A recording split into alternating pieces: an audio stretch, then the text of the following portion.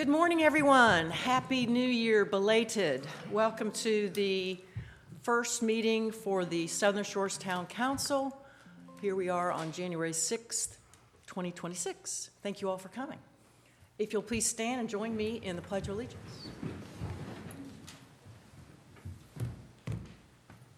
I pledge allegiance to the flag of the United States of America and to the republic for which it stands, one nation, under God, indivisible, with liberty and justice for all.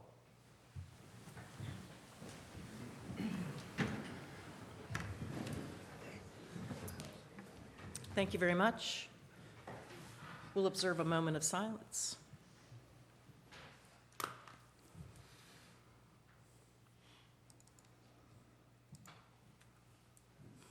Thank you. Council, I have an amendment to our agenda today. We have been asked to remove item number 6, public hearing ZTA 2506 by the applicant. There appears to be some clarification that needs to take place. So I am going to make a motion that we amend the agenda as described. So moved. Is there a second? Second. All those in favor say aye. Aye. Any opposed say no. We have an amended agenda approved. Okay. On our consent agenda today, we have minutes from the previous meeting. Consent agenda is located on pages 2 through 8 in your book. It contains our ocean rescue continuation by Sandski, which will get us all the way through 2026 beach season. Any questions, concerns about our consent agenda today? Am I correct? It doesn't have any impact on the budget?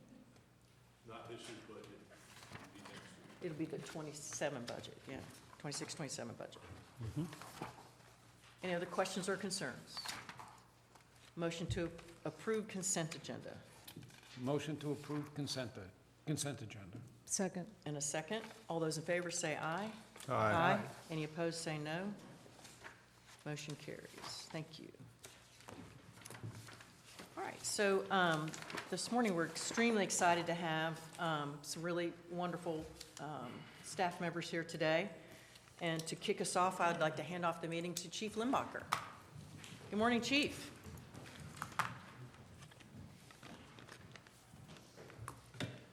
Morning, Mayor, Council. So this morning I just want to do a brief introduction of our 4 captains and the auxiliary board. Still the same board, but it's a new entity. So I want to start with the auxiliary board, not because certainly they're any more important than the guys that were working for us, but they really are very important because they helped through the transition. And many of these guys have been with me for over 10 years. They went through the building process with the ladder truck and all that kind of stuff. Kind of roped them in early saying it's not a big deal. And then when they got in there, like, hey, I thought you said this wasn't a big deal. But anyway, so we'll start with the auxiliary board. The only one that's not here is Logan Steese. He's the IT director for Currituck, so he can't make it. Anyway, so our chairman is Eddie Heyman. I wanted to stand up real quick. Eddie was a retired lieutenant for the Hampstead Police Department, so brought a lot of knowledge of workings with the community and that kind of thing with him. So, did you have a question? Okay. Fred Schmidt, I'm sorry, is now the vice chair, moved up, right? Secretary. They're switching positions because we had to bring Randy in, but anyway. Fred also has been with me for a long time, so thank you, Fred. Malin White, been with us for a very long time, volunteers with us obviously, but ran the aquariums for North Carolina and retired here. So, and the last member to have with us is Randy Browning. Randy lives in Martins Point, and he's only been on the board. I roped him in just 6 months ago. So, unfortunately, Chief Sanders retired. Finally, just couldn't keep him anymore. His wife put the kibosh to it. But glad to have them all. And I just wanted to mention in particular Malin and Eddie's work during the whole process. Not only the building was a complicated thing, I took care of most of that, but they were there for that. But this, I think, was probably one of the most difficult transitions and issues that we dealt with so far as I've been chief. And these two guys in particular put a lot of time in. Malin rewrote all the bylaws and things like that, worked with Cliff, attended many of the meetings with us. So I think that their work definitely deserves a little round of applause for what they did for us. So thank you very Absolutely. much. Thank you, gentlemen.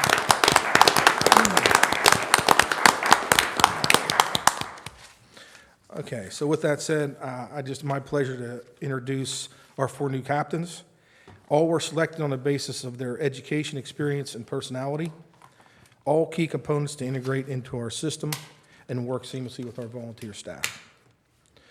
I must say it's been progressing very well. All 4 have shown the ability to work with our volunteer staff as well as our mutual aid partners. They have been training hard to get up to speed on operations in Southern Shores. I am confident they will be ready for summertime, which is obviously our busiest time of year. I'd like to start by introducing each one individually. I'll read a brief bio that they've written, and then we'll sit back down, and at the end, we can bring all 4 up at one time and swear everybody in. Is that okay? All right. So we'll start with Matt Jones. So Captain Jones has been a dedicated public servant and respected community leader for more than a decade, known for his professionalism, steady leadership, and commitment to service. He holds a degree in criminal justice from Elizabeth City State University and maintains multiple professional certifications, including North Carolina firefighter and North Carolina hazardous materials technician, qualified North Carolina fire instructor, and advanced EMT. He played football at Elizabeth City University, and that experience helped shape his strong values for teamwork, discipline, and accountability. Matt is married to his wife, Lindsay, and is the proud father of 2 children, Gabby, age 3, and Tyson, who's 4 months. Beyond his professional duties, he remains deeply invested in the community as a football coach with John A. Holmes, where he takes pride in mentoring and positively influencing young youth. He is dedicated to public service, family, and community, reflects the character and values he brings and serves with us each day. Matt Jones.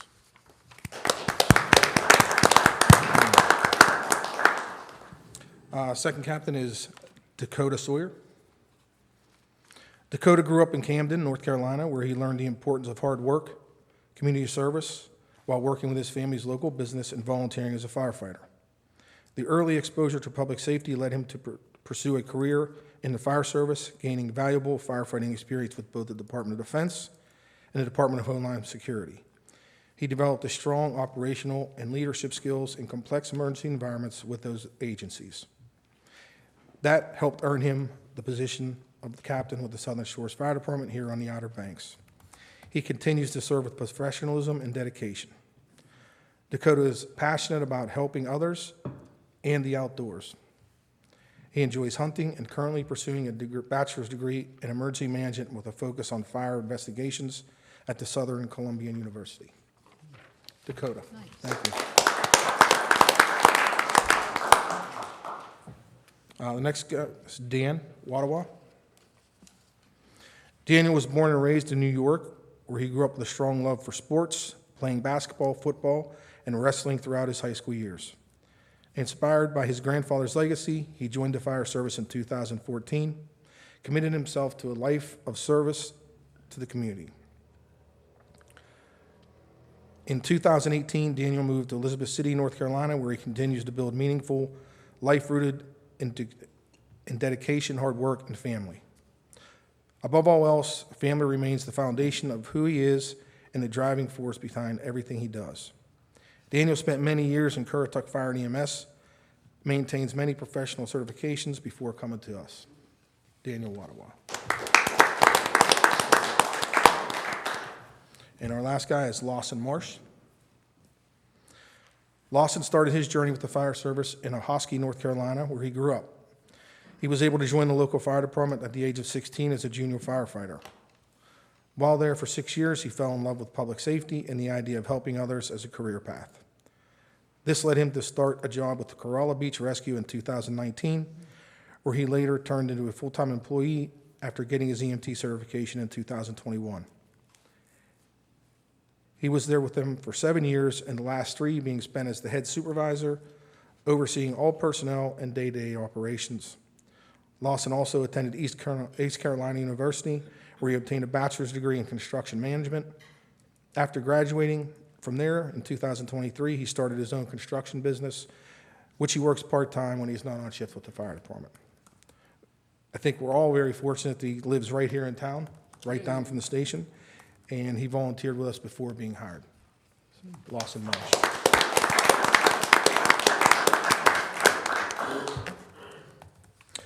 So let's bring you 4 up here, Sheila, if you can swear him in.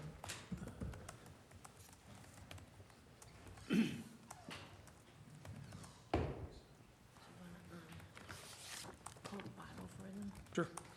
I get right in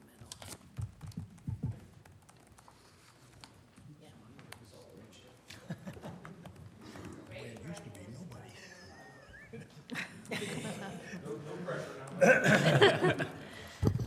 Please state your name.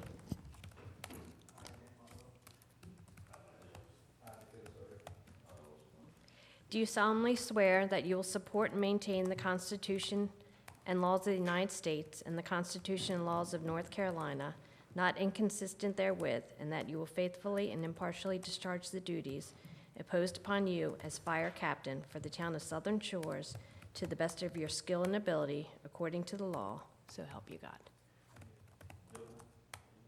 Welcome. Do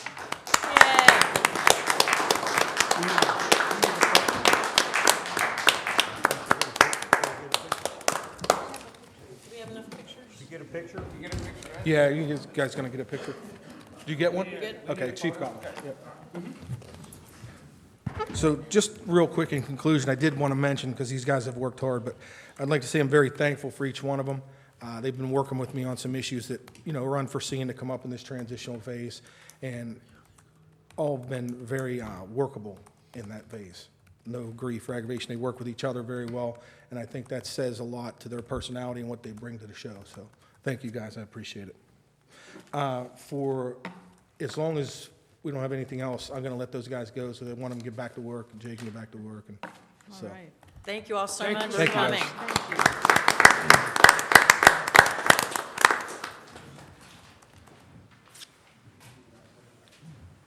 I'm afraid they're all going to speak. What? I'm afraid they're all going to speak. You're emptying the room.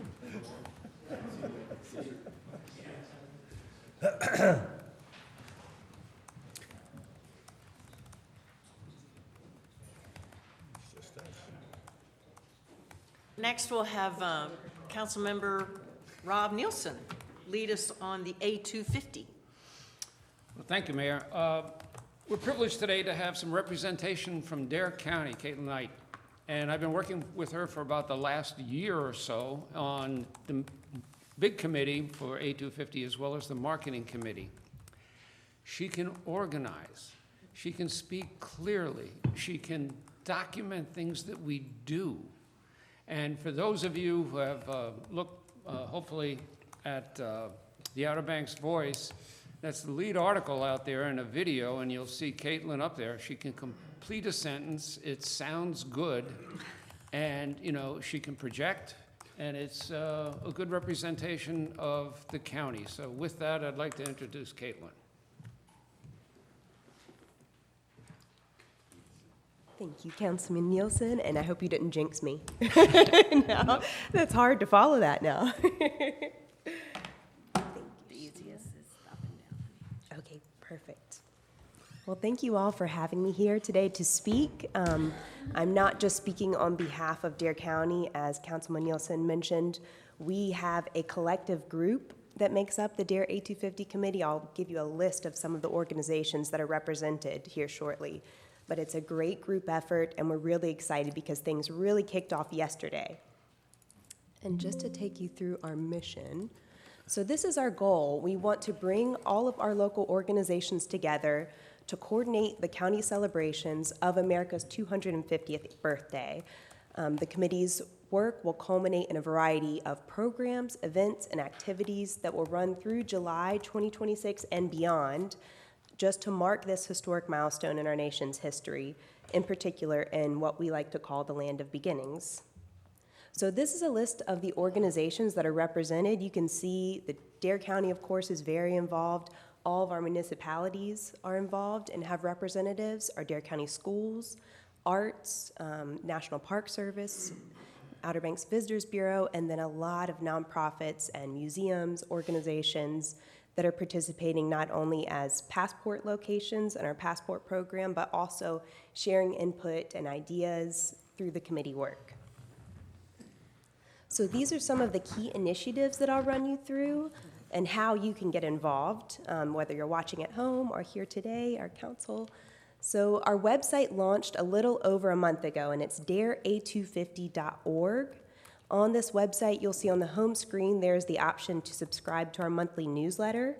So we're sending that out monthly. I'll go through some of the content that that will contain, but you can also find pages for our Dare A250 Fair, various Dare A250 themed events, some history and background of America's 250th celebrations.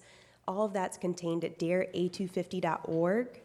And then the Dare A250 Passport Program,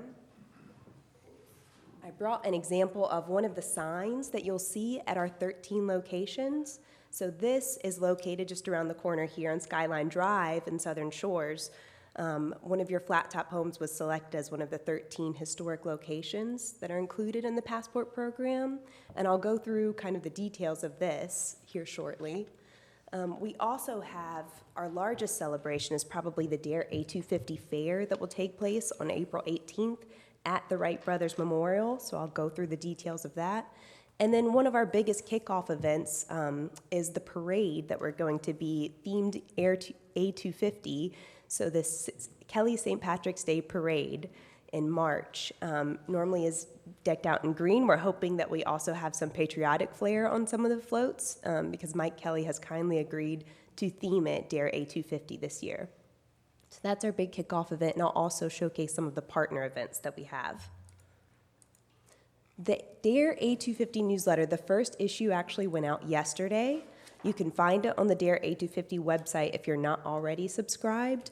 But we will be including a passport location spotlight. This issue just contained a list of all 13 sites that are available and how to get involved, how to participate in the passport program. We'll also share some Dare A250 Fair news. This issue contained vendor applications for those who would like to participate as an arts and craft or retail vendor during the event, or brewery, food vendors. We've got all sorts of vendor opportunities. Sponsorship opportunities were also included. Each issue will also include historical highlights. The Dare A250 History Subcommittee chooses a topic each month to highlight.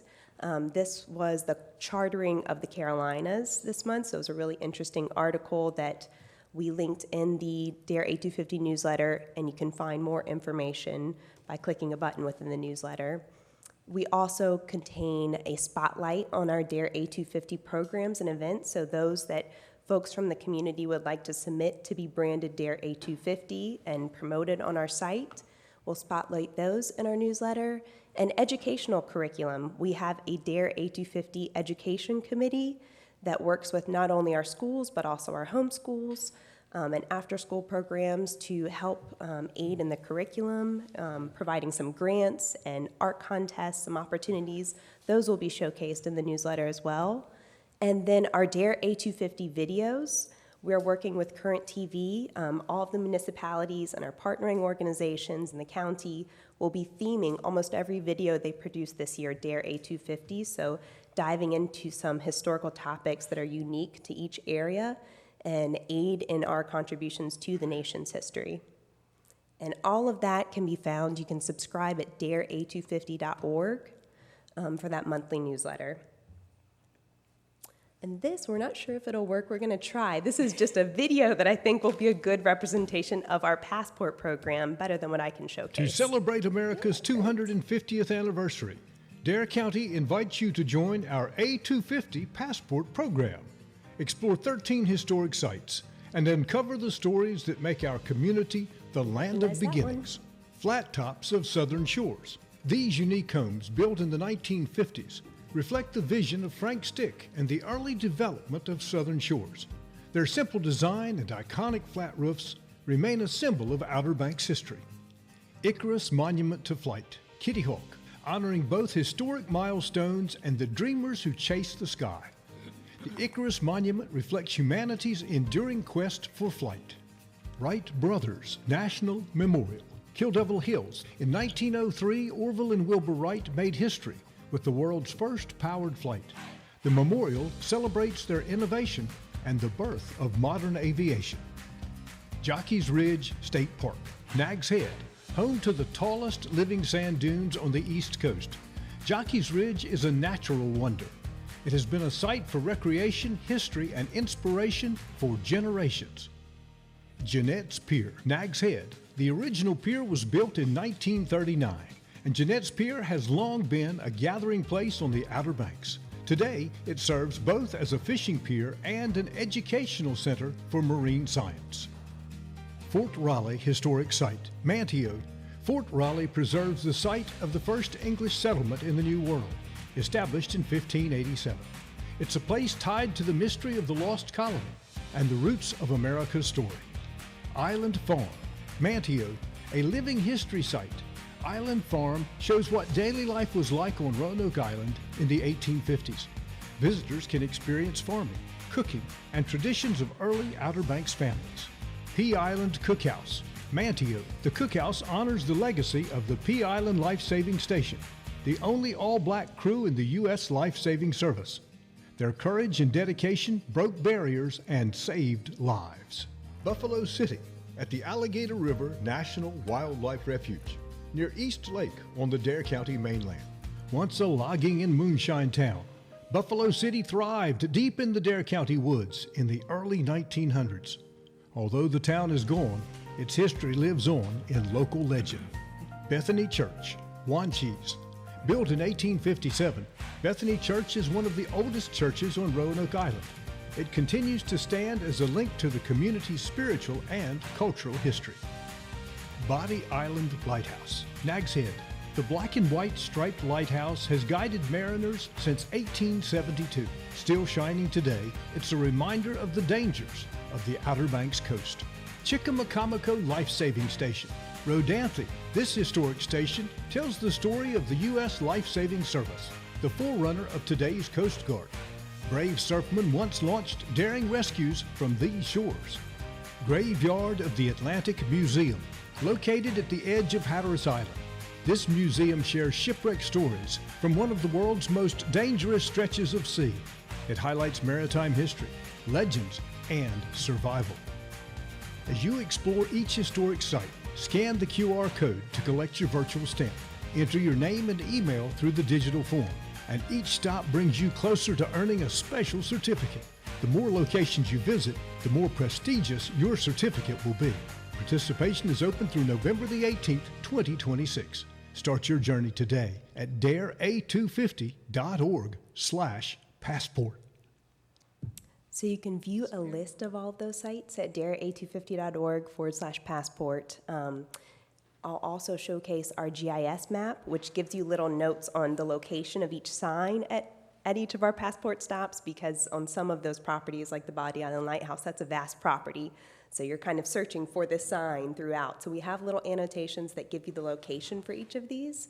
I'll say Kristen and I installed these signs on Thursday and Friday of last week, and we've already had multiple scans and submissions. It was funny, I think one of the more popular spots was one that I would not have suspected. Buffalo City was actually one that we've got 8 or 9 scans. We've got 2 at Southern Shores Flat Top last I checked. So we're getting some great interactions, and we're looking forward to seeing how many people submit and try to get a certificate. The most premier certificate is the John Hancock, but we have several of our other founding fathers who have, lended their signatures to these certificates that folks will receive in November after they've completed, even if they've just completed 2 stops, they'll receive a certificate, but each level after that will be another certificate that they'll receive, signed by those who signed our Declaration of Independence. So I hope you'll all participate in that.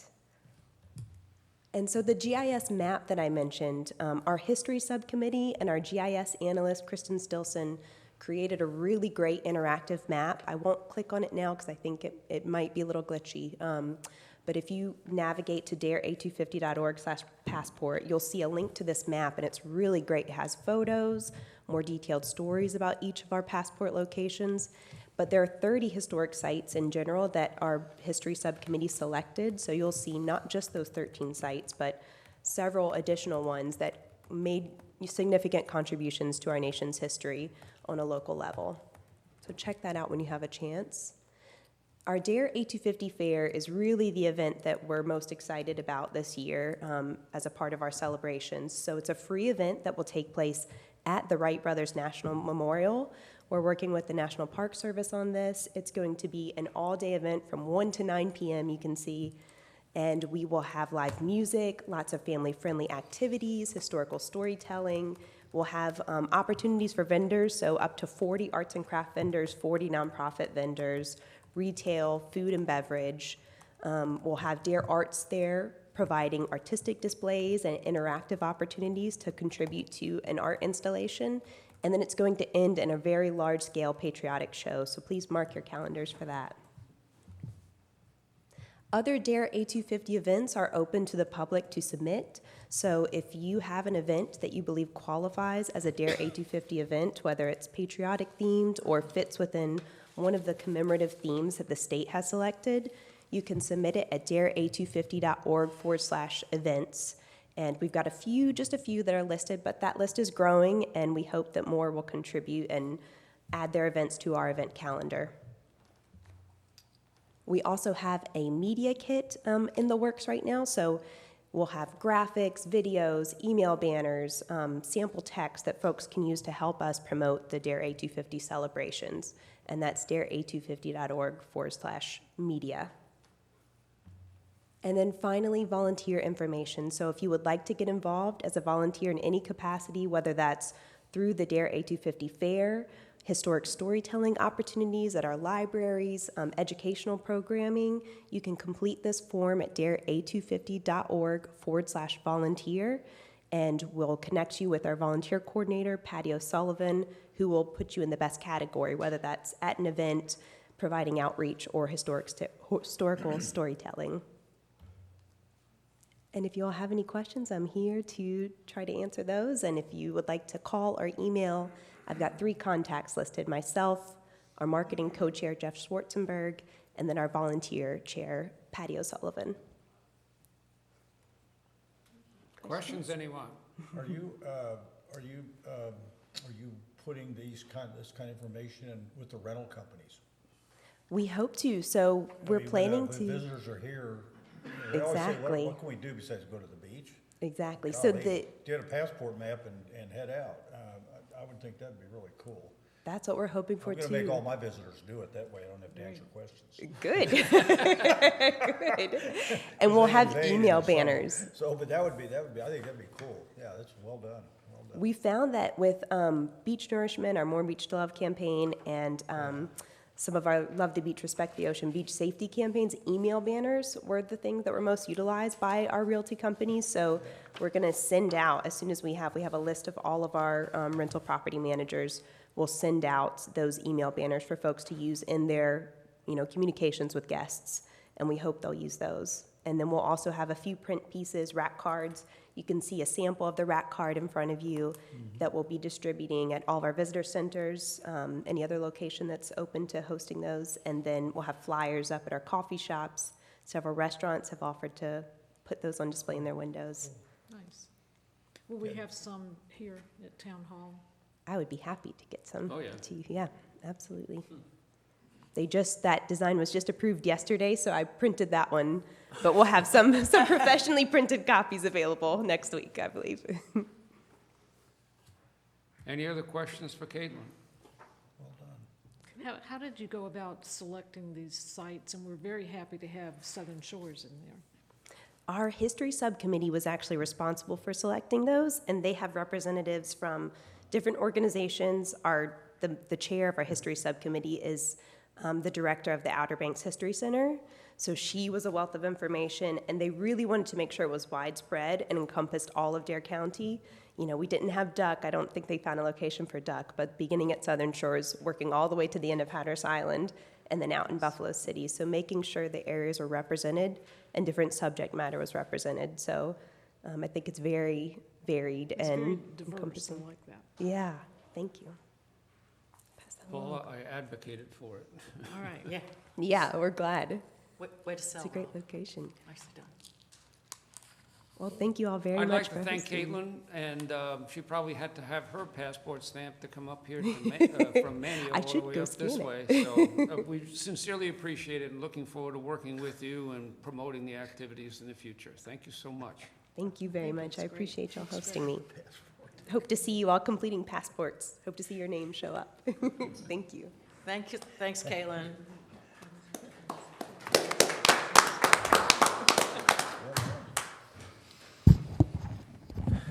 Oops. Next, we'll get into our staff reports. We'll start off with our Deputy Town Manager and Planning Director, Wes Haskett. Good morning, Wes. Good morning, Happy New Year, Mayor, members of council. I'll start with December permits for the planning department. There were 37 permits issued that consisted of 5 zoning permits, 15 building permits, and 17 trade permits. And the total amount of fees that the department collected in December was $12,200.35. With respect to the planning board, they will be meeting this month on January 21st. That is Wednesday due to the holiday on the Monday on the 19th. That meeting will be at 5 o'clock here in the Pitt Center, and they will be reconsidering the SSCA ZTA that you all removed from the agenda tonight so that they can seek further clarification. And also, if finalized prior to the meeting, the board will also consider the ZTA that town staff has been working on that addresses wastewater treatment plants. Any questions? It's a brief report for y'all today. Nope, looks good. Thank you. Appreciate you, Wes. Yes, ma'am. Thank y'all. Thank you. Next, we'll hear from our police chief, Chief Cole. Thank you for being our photographer. Good morning, Mayor, members of council. December 2025. As you can see, we had 1,510 calls for service. Some of the breakdown, the incidents, which were the actual crimes that were reported to the police department for December. We had a total of 20. And under the criminal arrest, we had 10 criminal arrests for a total of 21 charges. Citations, the officers conducted 76 traffic stops. They handed out 22 written citations and another 49 warning citations. 0 ordinance violations. We just weren't looking for them. It was the holiday spirit. It's not to say there weren't any. And we had 2 reportable motor vehicle accidents. Any questions? The only other thing I'd like to let the council know is that we're working on a website, actually a web page for the town website and the police website that will be related to the LPRs. We'll try to have stuff that will be included, like our policy, what the state statutes are, the locations, the budget. And we'll also have some examples of some of the things that it's been useful for and helped us. And we actually have the MOU that we're waiting for the State Bureau of Investigation to send back to us. We sent it in, signed it yesterday. So we should be getting a full copy of that within the next 3 to 4 days. We'll try to be as transparent as we can with it. They're out there. We're not trying to hide them. I mean, you can see them. So anyway, that's something that we'll hope. I think education will go a long way for some of the silly comments that some people are worried about surveillance. I'd be more worried about what my cell phone's doing than I would some of these LPRs, to be honest with you. Questions? Do Do you know if the state legislature is working on any regulations or rules on e-bikes? And I'm tired of bringing it up, I mean, I know it's old, but the other day I was coming down the street here to turn right onto Juniper. Two kids, a lot of kids got bikes for Christmas, e-bikes. I'm sure everybody's noticed that. They didn't even stop at Juniper and 158. I mean, they buzzed through that intersection in front of the bank and went over to the other bank, didn't even look. And traffic was turning left out of the turn lane to go down Juniper and I just, my mouth was open, I was waiting for them. And I don't know if there's anything going on in our state legislature to start addressing this. Probably about the We can't be the only. same time they pass the budget, they'll probably pass that. Yeah. I don't know if the police association has anything to do with this, or I the can tell you state, that highway the North patrol. Carolina- I don't care who it is. you North know? Carolina Police Chiefs Association Yeah. has been very adamant Okay. and pushed for the legislation, which I think I provided y'all a few months ago.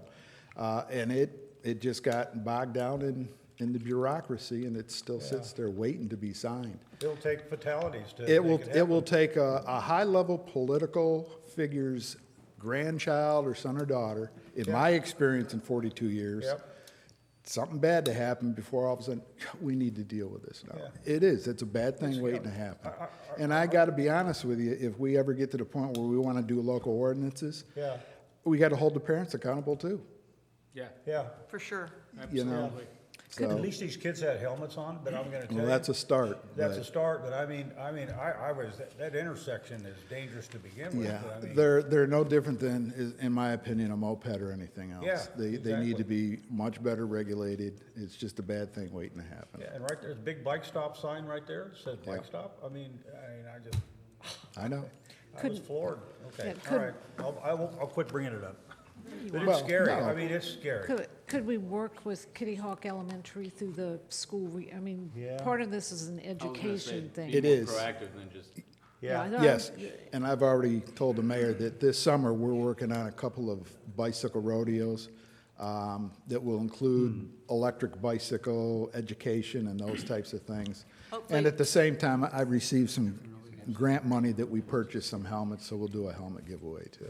Yeah, hopefully during the school year, in the spring, before the kids get out, that this is the kind of thing they like to take the kids outside, and Yep. we'll have opportunity for and the chief is taking this, and he's gonna really run with it, so. But honestly, we really do have to get the buy-in from the parents. Yes.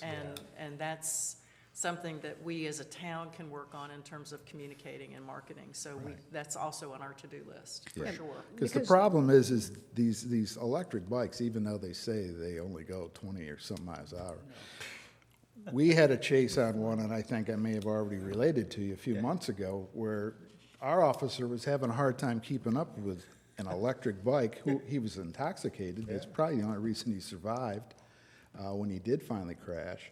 But he was doing 50 miles an hour on South Dogwood. Yeah.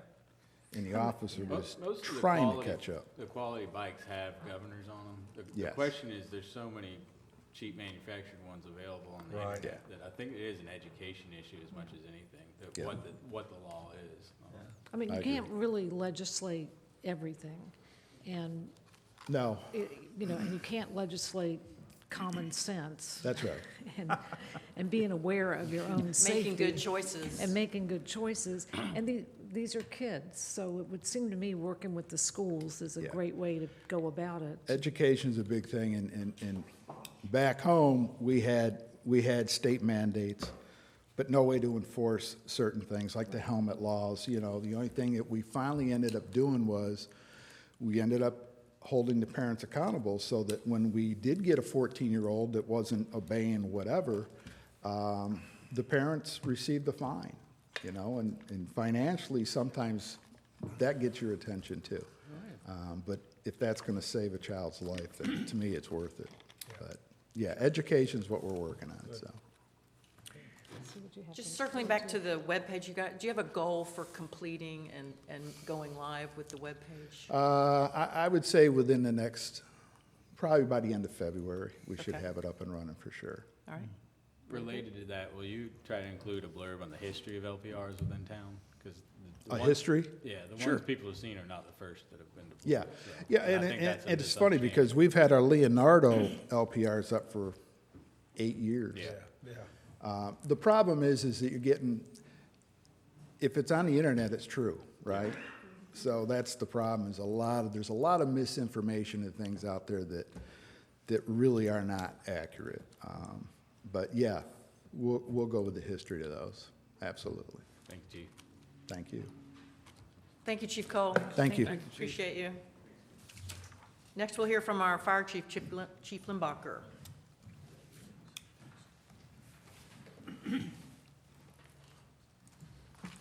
Yeah, good morning once again. So for the month of December 2025, Fire Department responded to a total of 66 calls.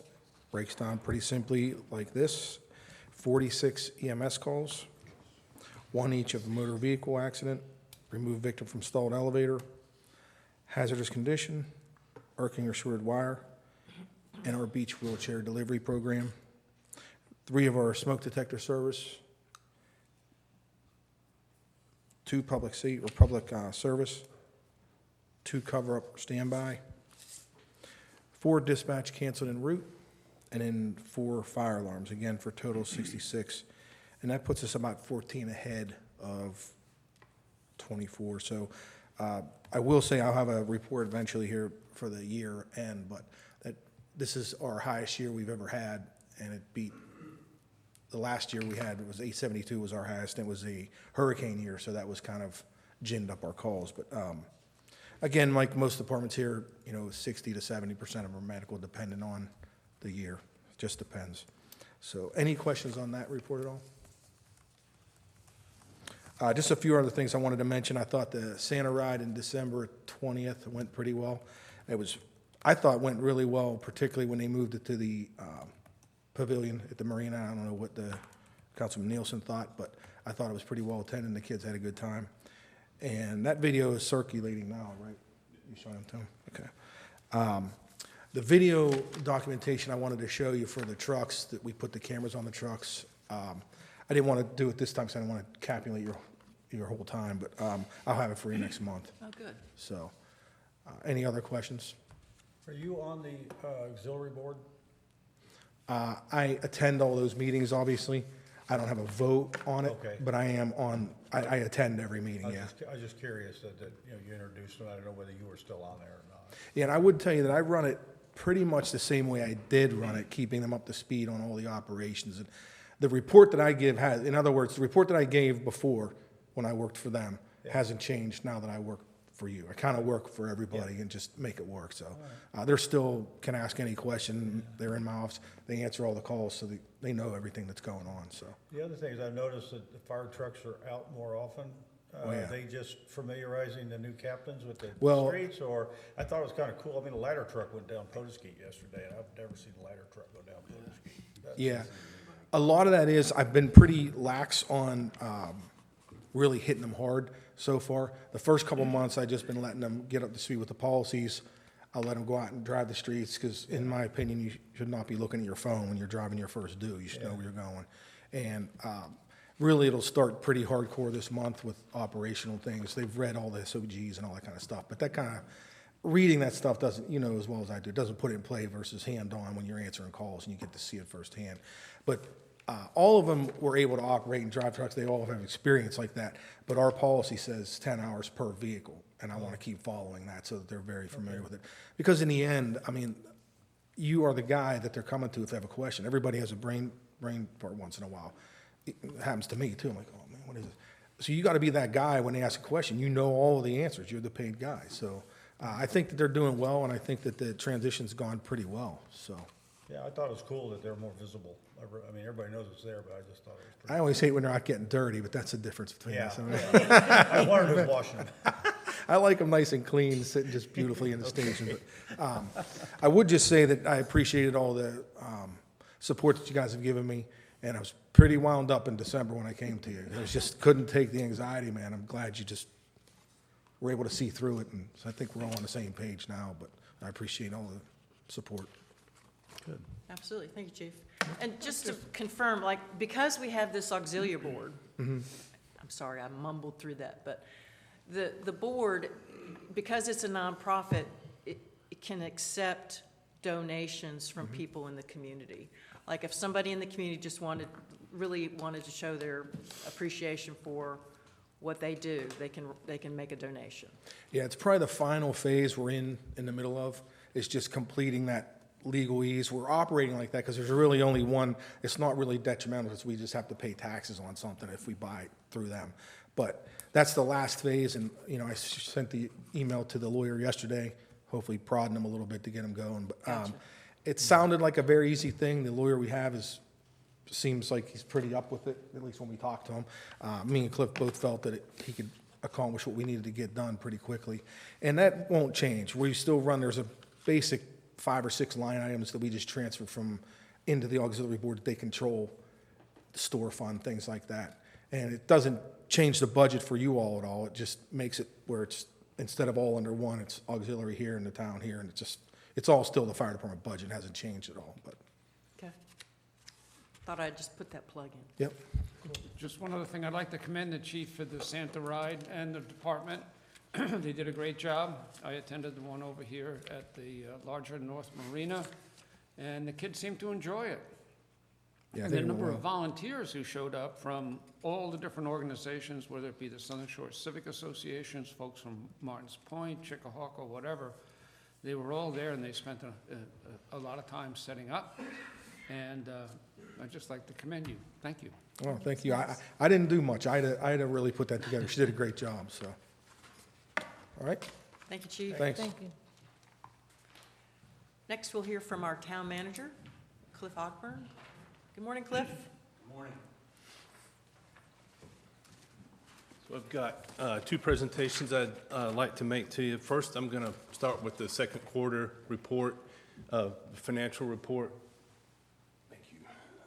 As always, I want to thank Bonnie for getting these numbers together. So I'll start with just some of the highlights. We received a $5,000 grant to help offset the cost budgeted for a new mobile message trailer. This was Deputy Chief Jones's first attempt, and I think he got the grant the day. I mean, it was almost within 24 hours he got this grant in place. So he said hadn't gotten one since. So we need to get him going. But thank you.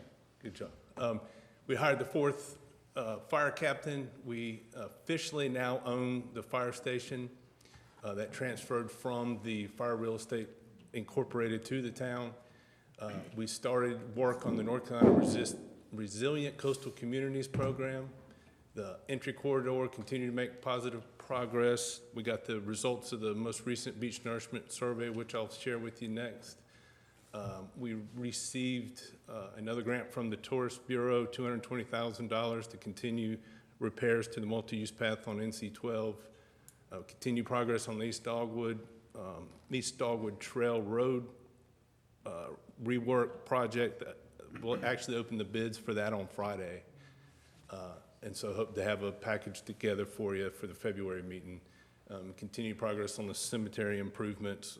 Actually, yesterday, the contractor showed up for to start installing the irrigation you all approved for that site. The revenues versus expenditures, this overall look in the second quarter, we brought in $5 million, largely due to, you'll see from the gaining of ad valorem taxes and receiving the timing of the occupancy sales and land transfer. And the expenses were just over $2 million. This is our revenues year to date, and I've got here, you can see quarter 1 versus quarter 2, and out to the far right, you'll see we've collected almost three-fourths of our budget for ad valorem taxes, about half of occupancy and sales and land transfer. Intergovernmental permits and fees and other revenues are all just right about 50%.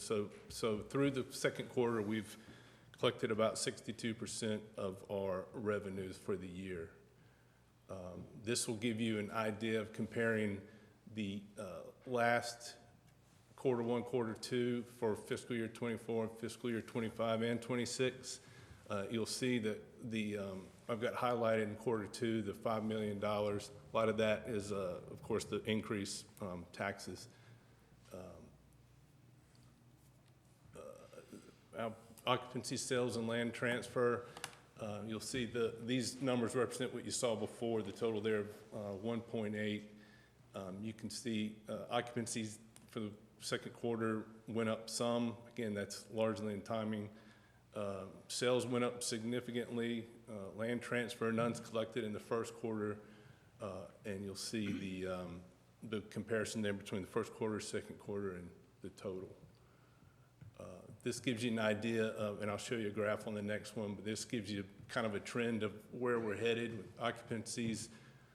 Starting, I mean, it's been pretty consistent, but slightly less than the prior 2 years. Sales taxes about the same as last year, a little bit less than the year 24. And I think we'll start to see land transfer. We had an increase in the second quarter, but I think we'll start to see that go down. Again, the subtotals for occupancy, sales, and land transfers compared pretty flat. This graph will show that compares the last 3 fiscal year, quarter 2 revenue collected, again, all pretty much flat there. Expenditures by department, this lists out what we've spent in the second quarter for each one of the departments in the general fund. We've only spent 35% of the budget thus far. Nothing, the percent used on the far right, there's nothing that jumps out, I think, as being concerning.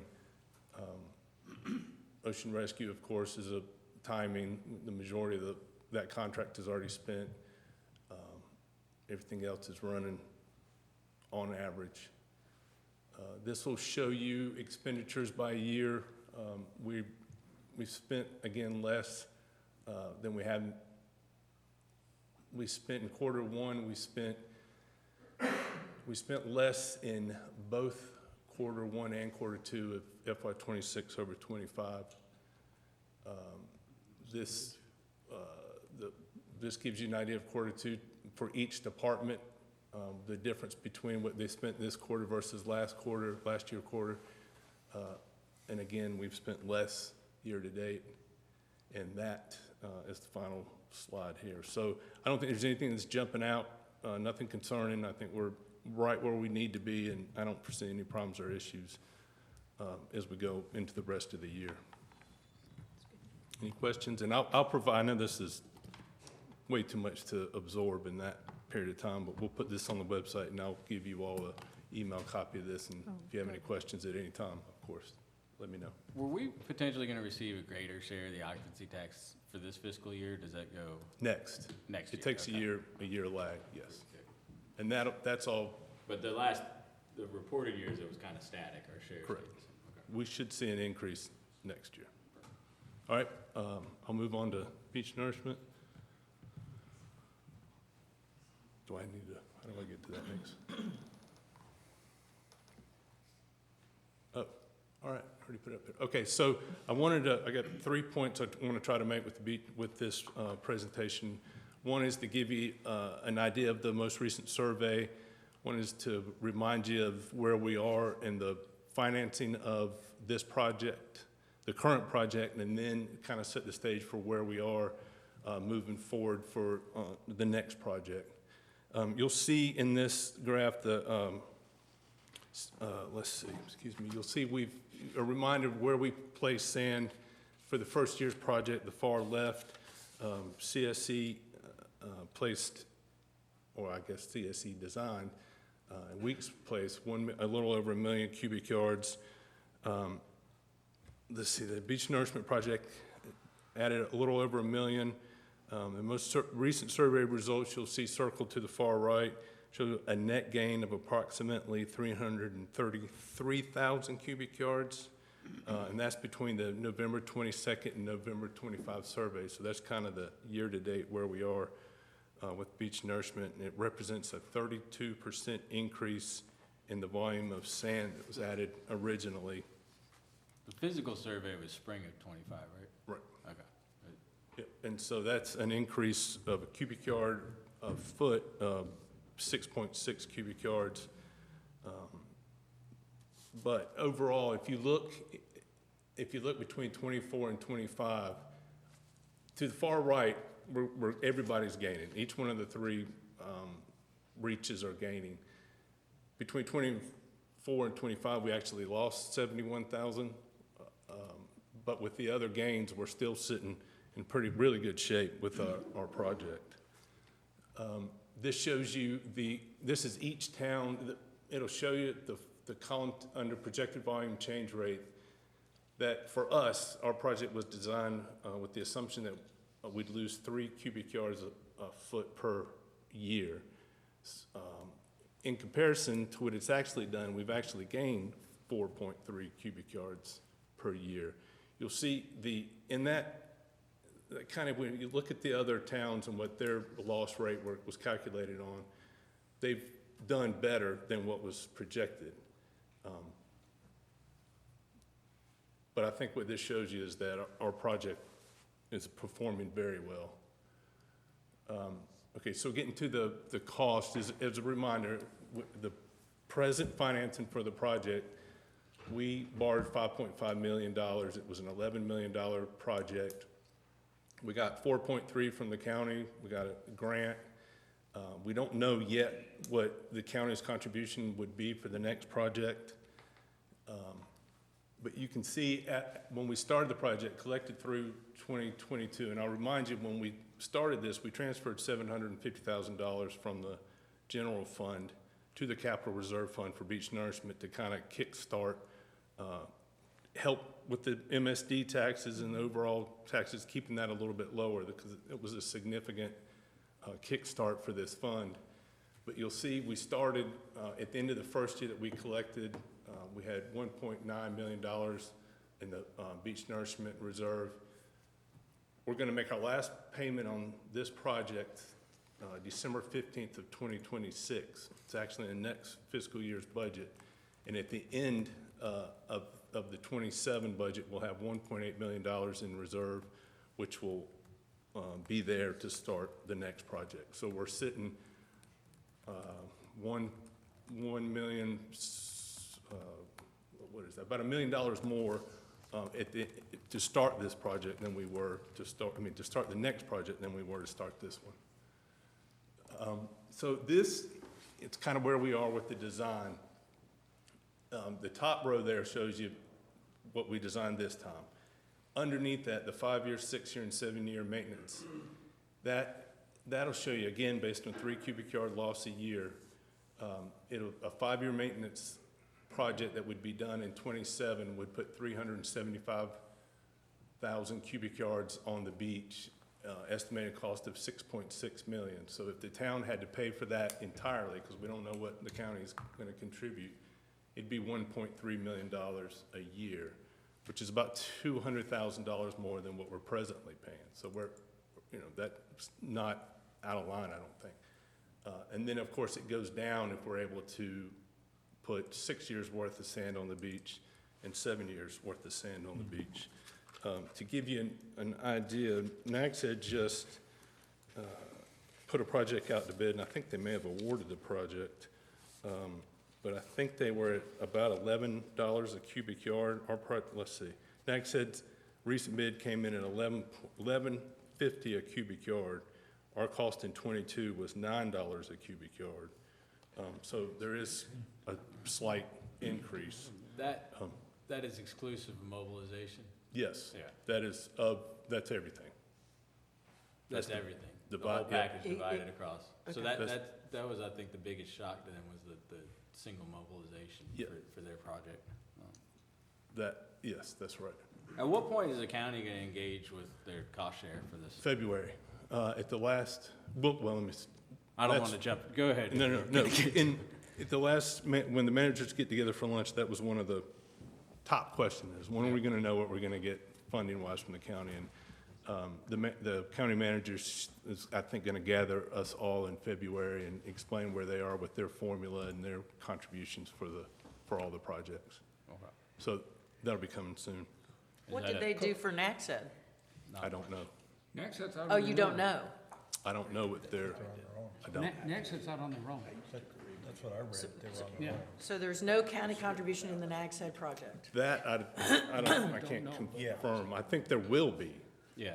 Oh, there will be. Yes, I think there will be. I don't know what that is. I don't know if they've shared that, but Gotcha, I okay. anticipate that there will be a county Okay. share for that They have to project. move all of that equipment from the contractor out here, and they pay for that separately, where we're cost sharing with the other towns. Right. Yeah, that's right. That's the difference. Theirs is a standalone project where our MOB and DMOB's divided by 4 with Kitty Hawk. Yeah, I'm just asking about how much county money is Yeah, getting the thrown county into has the NAG historically said done project. 7 cents ad valorem as sort of their take, and that shifted a little bit with the model, and I think it's still, keep us posted on that. I will. So that we can So, help be me, involved. go back to the $1 million, the 1,090, is that what you're talking about? Or the $1 million that's, will be left after the payment is made in December of '26? Right. That $1 million, 1.8 million. 1.8 million is available, which comes from the collections on the MSD Correct. after all the bills are paid, Yes, By design. by design. yeah, So and that will continue to build that's correct. in theory. Right. Okay. The one thing the county has really made clear is that the towns all need to continue to collect some form of MSD, because we may not be able to rely on them as much as we have in years past. They've got more project costs are increasing. Rely upon the occupancy tax levy that's Yeah. siloed for beach nourishment in Dare County? Yeah. Well, as much. I mean, understand. yeah, I yeah, just I want mean- to make, Yeah. you see where I'm headed. I see, yes, absolutely. Okay, and this is the, kind of the timeline of where we are. CSC will be submitting a proposal for 26 monitoring to each of the 4 towns in the coming month. That will likely be done that monitoring will be done in May, and they should have updated information in terms of volume changes and volume projections by late June or July, because you remember Ken was here before, we had talked about when does the town have to make a decision on moving forward. They'll also be submitting a proposal to Dare County for the development of plans and specifications and contract bidding for a 27 project. That'll be done sometime around March or April. And this contract will take us through the bidding process. So CSC anticipates the bids will occur in the August-September timeframe, and at that point, the town will have updated 26 volume changes and projections in hand, as well as bids from contractors with actual costs. So at that time, I think we'd be in a position that we'd have to make a decision whether we were going to approve a project moving forward. Now, I'll say that ideally, if we got to that point and we decided because of that increase of sand, that 333,000 increase in sand over the last project and the 4.3 cubic yard increase per cubic foot versus a 3-foot loss, if we decided to forego and the project was done in '28, we may still be able, if the contractor were to accept that price and something were to happen, a storm or there was a loss, so that there could still be a window there for us to take advantage. And I just wanted to put that out there. But there's a lot to consider in the moving months. But the point being, I think financially, sand, we're in good shape. And we'll be getting more information as time goes on to put you all in a position to be able to determine, are you going to move forward with this? Yeah, the county participation is important, but also if the MSD needs to stay in place, even if there's not a project, what the minimum rate of that MSD would be helpful, I think. Yeah. Yeah, we can start putting, based on those numbers that Ken, just again, we can put together what MSD compared to maybe the same percentages, assuming that the MSD 1, 2, and townwide would pay the same percent it did before. We can start to show you what that tax, but I don't think it's going to change very much. And these are not deducting what's already in the fund currently and any potential county participation. That's right. So that annual cost could be $750 or $625 or something, right? But I think what you just said, and maybe I misunderstood, it's highly likely. So we have to vote on a budget in June. I know it's only January, so. It'll be here. It'll be here before you know it. And what I think you're trying to tell us is we're gonna have to adopt a budget without the survey results. You'll have, They'll have the May field work done. so the bids are gonna come in after we've adopted the budget. So we would have to go in with MSD set for a project that we don't know how much it's gonna cost. But based on what I showed you, I think in that first year, we'll be able to, we may have to make an adjustment in year 2 or 3 or 4, but the first year, unless the prices are astronomical, that MSD rate, if you kept it the same, we'd be able to cover. Well, so, looking at it from the other perspective, taxpayers might want to know why we wouldn't consider lowering the MSD rates. Well, we're gonna have Especially to, for a year or two, I think we can do that.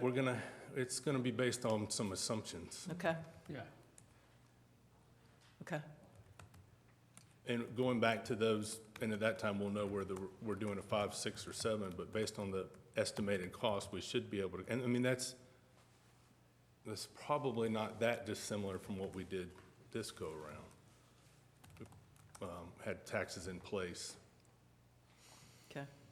ahead of the Again, it's project. January, just throwing it out there. We have a long way to go, and more data is needed. Yeah, you asked me at the last time this came up if the 1.8 million was about what you see in the other towns, and I think it's, 1.8 million is not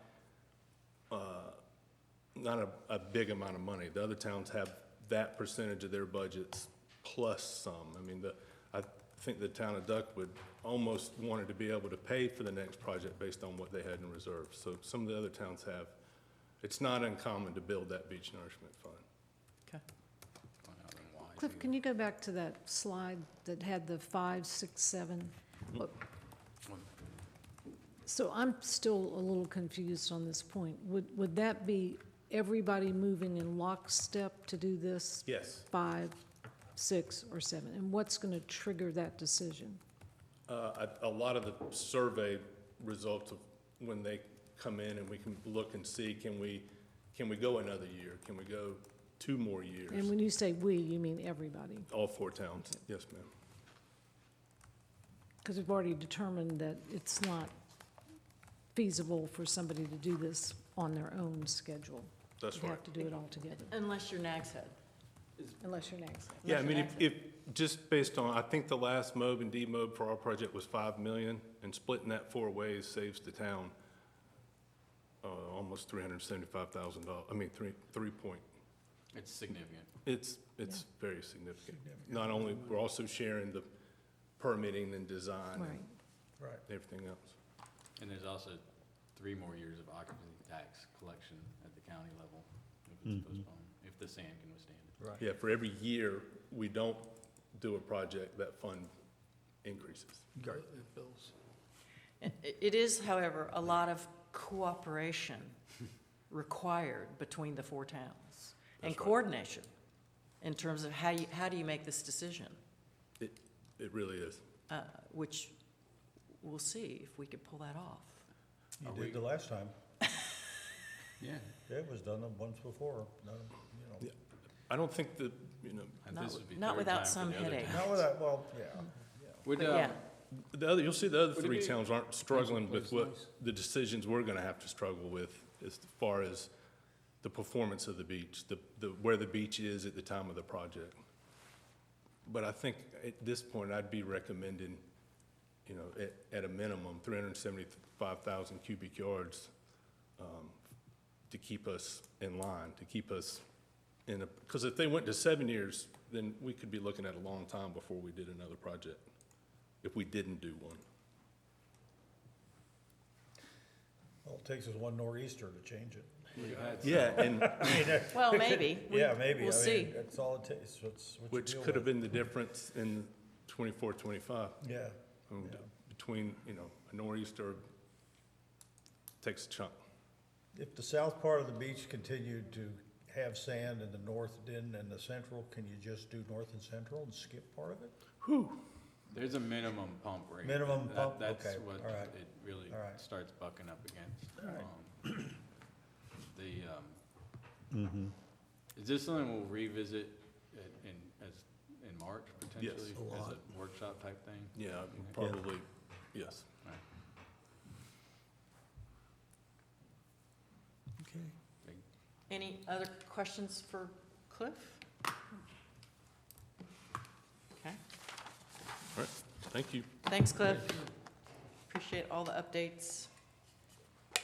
Next, we'll hear from our town attorney, Philip Wimpold. Happy New Year, everyone. Thank you, Philip, appreciate you.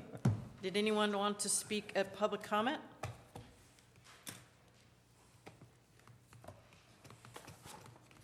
Going once. Okay.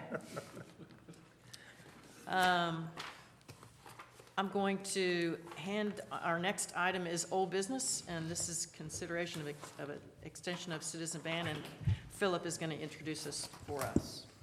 This is on page 11 in your books, Right. Council. As you all recall, a special meeting was held on February 5th of last year to consider extending a temporary emergency ban of Anthony Mena from town property. Mr. Mena was given notice of the meeting and an opportunity to be heard, speak, offer evidence, and respond to council questions. Mena refused this opportunity, did not appear, and instead submitted a statement in opposition. Thereafter, a public hearing was held at the special meeting on February 5th, 25, to consider the ban, and following the hearing, the town voted unanimously to extend the ban for 1 year. That ban also provided Mr. Mena with the opportunity to request a review of the ban after 1 year, and if so, the town would afford him due process through another public hearing. Mr. Mena has not made such a request. The current ban expires on February 4th, 2026, and the council needs to take action before this expiration date if it wishes to extend the ban. Thank you. Thanks, Philip. Council, anybody want to comment or ask questions, or? Just real quick, he did not ask to have the ban lifted. He has not asked to have the ban lifted. He has not asked for a hearing. No, sir. And he still has that right if we continue the ban. Sure. I'm comfortable. And I would recommend that if you extend the ban, to offer him the same right That's when what- that ban expires. I would like that. Okay. Any other comments, concerns? No. So did I miss how long a ban? Are we still looking at just a year? Extended for a year? That's the council's prerogative, I think but it that's works. That's why I support a year. I support you. I support a year. I think it should be under I'd review annually. I would support 3 years. I mean, this is a lot of resources we've devoted financially, legally, town council time, for someone who's not, I mean, is displaying no interest in having the ban lifted. I'm happy to be a minority opinion. One thing I want to clarify is, as an option, you can extend it for a period of time and then bring it back when he asks for a hearing. You don't have to keep doing this, I guess is what I'm saying, is that you can set it for a time, and if he requests a hearing after that time, you can do that as well. So if we wanted to adopt a 3-year extension, we could do that.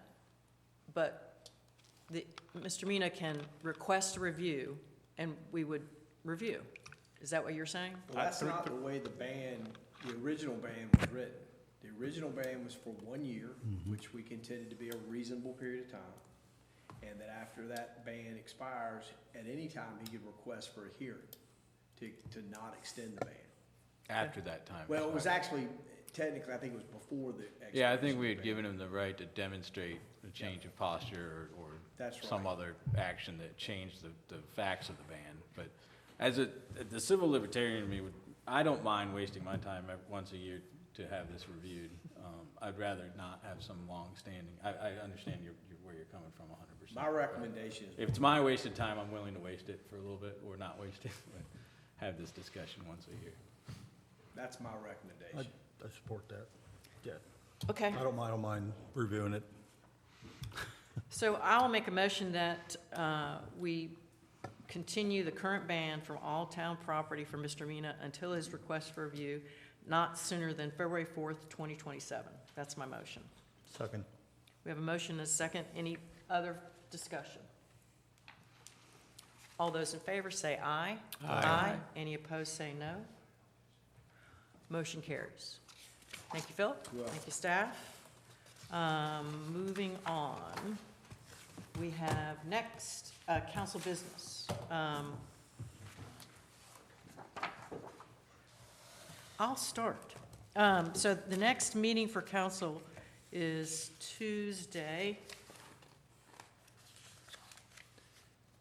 Uh-oh, that's the wrong calendar. Tuesday, February the 4th? February the 3rd. All right, thank you. At 10 a.m. At 10 a.m. Okay.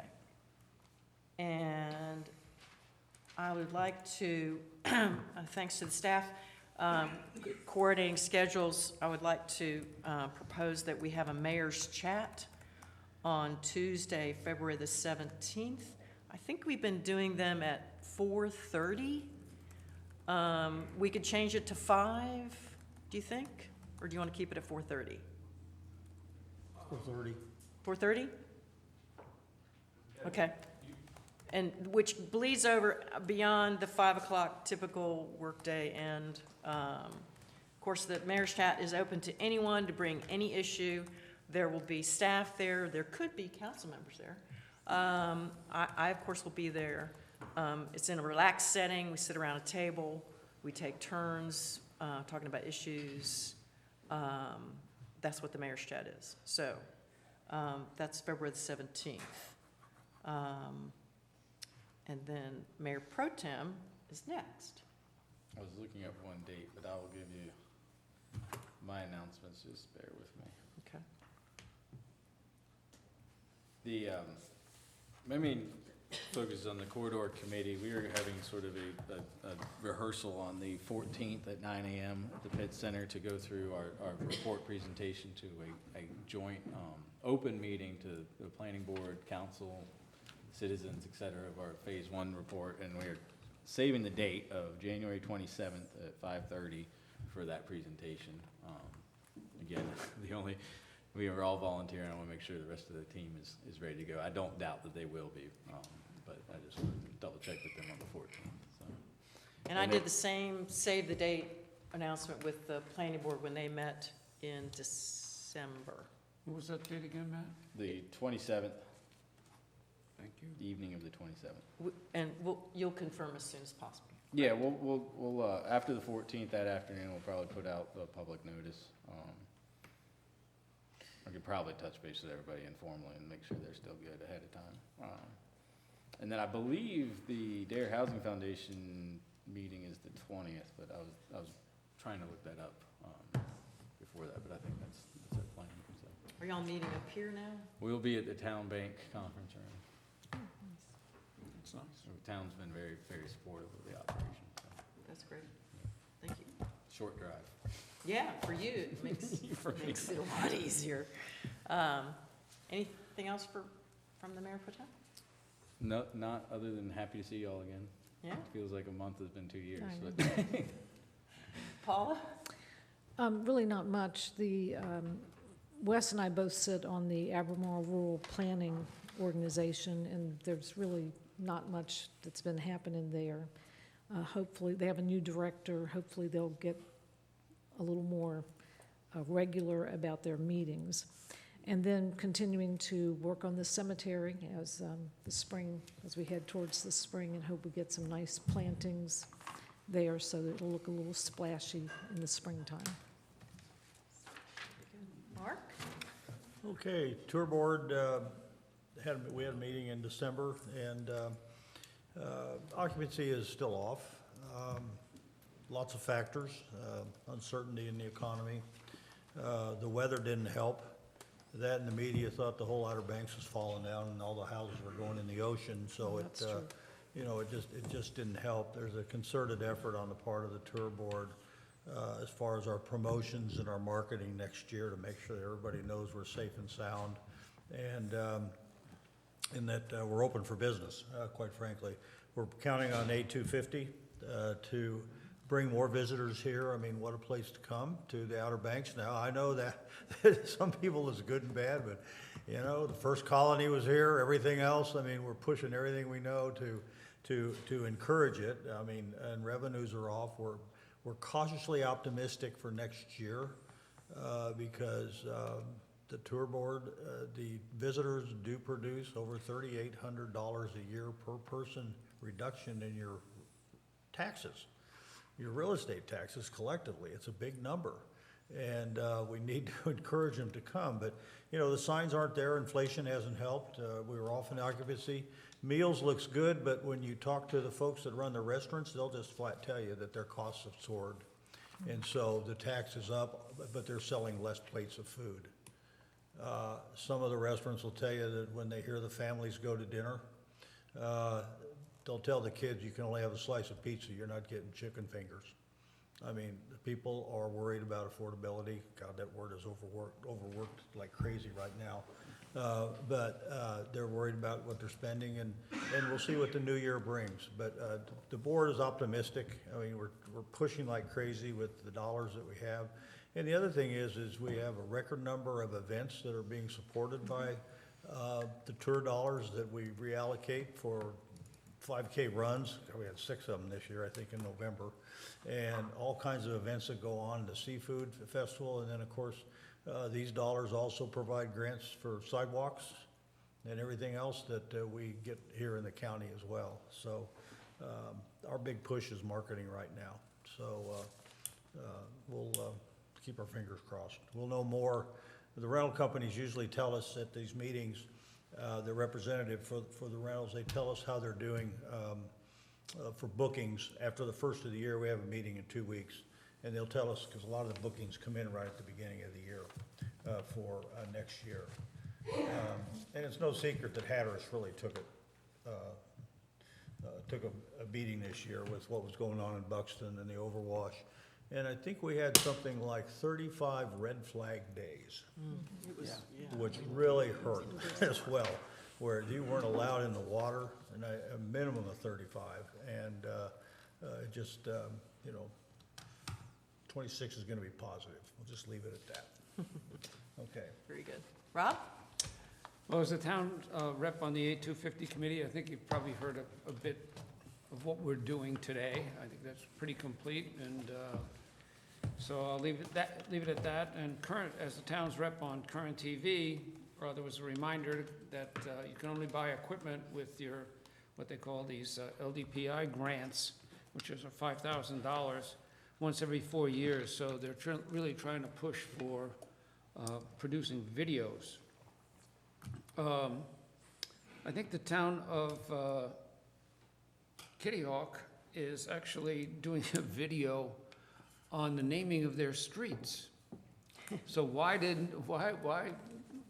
the different towns name the streets the way they did? And it's something for Southern Shores to consider. Let's see, there was also the notion that I think the town, the Santa Ride video is out there on Current TV, and of course the A250 ride is out there. A250 promotional video is out there on Current TV. And the next meeting will, establish leadership of Current TV committee and so on and so forth. Very good. Thanks, Rob. Cool. Anything else? Motion to adjourn? So move. We are adjourned. Thank you all. Thank you very much for being here. So we're going to be like Pennsylvania, where the street here starts here and the name of the street's changed here. Yeah. It's like Trinity and Jupiter. Yeah, I know. Juno.